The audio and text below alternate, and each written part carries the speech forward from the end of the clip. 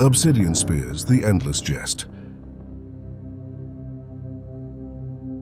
From the memory coils of Venerable Tahu, I awoke to the low thrum of mag seals disengaging and the rise of pressure in my sarcophagus.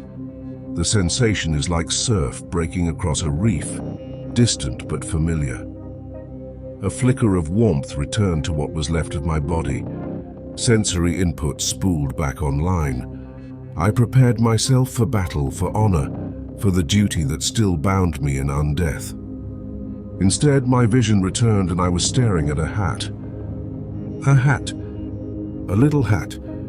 It was perched, no, taped, to the interior lens of my vision plate. Woven from palm fronds with a ridiculous feather sticking out of the top. It sagged slightly to the left. By the drowned gods, I rumbled. Someone had adjusted my external vox to play a distorted approximation of the Tuaruan trading song. The jaunty little sea chanty bounced from my sarcophagus like a damned carnival. "Who?" I growled. "Did this?" No answer, of course. The hangar was empty save for Servitor Theta 9, who clicked once in what I swear was amusement. This was not the first time, nor I suspected the last. The first incident had been subtle, harmless, almost endearing. It took 3 salvos before I noticed. I had assumed it was faulty Auspex Echo. I was wrong. Someone, likely Kawata, that barnacle-brained little gremlin, had adjusted my targeting logic so that during a live fire drill, every time I locked onto a target, the system chirped pew pew in a painfully cheerful tone. The next time I was roused for maintenance, I discovered my power fist had been painted. Painted with little white eyes and a smiling mouth.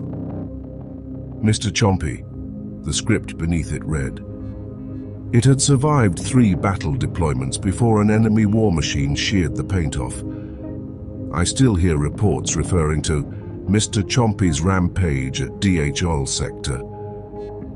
I would purge the term from our chapter records if I could navigate the data slate menu with these damned claws. The worst offense, the true betrayal, came on the feast of the returning tide. I had been placed at the ceremonial head of the table, as was tradition. My sarcophagus was draped with garlands of kelp, laced with blue salt petals. I endured it. I even offered my blessing to the new initiates. But then they brought out the cake.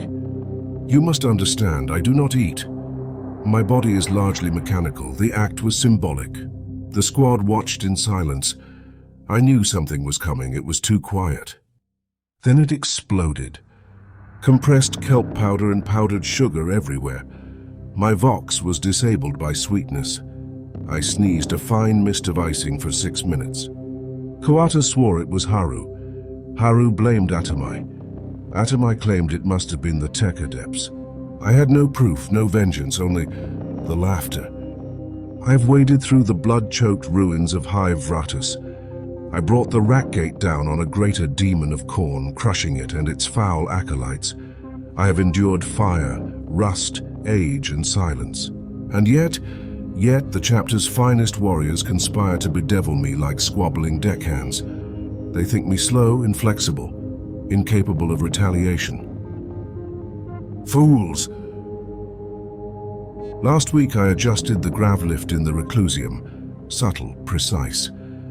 The moment Atamai stepped on it, the lift launched him upwards with such speed, he impacted the ceiling like a limp cuttlefish.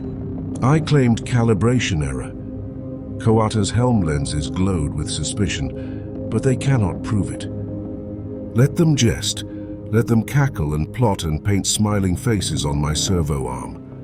For when the battle comes, I shall stand with them in the tide of war, immovable and true. I will strike down the foes of man, burn heretics from their bunkers, and scatter traitors like drift foam. But if they ever put googly eyes on my cannon again, I swear upon the Primarch's sacred name, I will find a way to eject them from orbit without a drop pod. Don't forget to like, comment, and subscribe if you have enjoyed this story.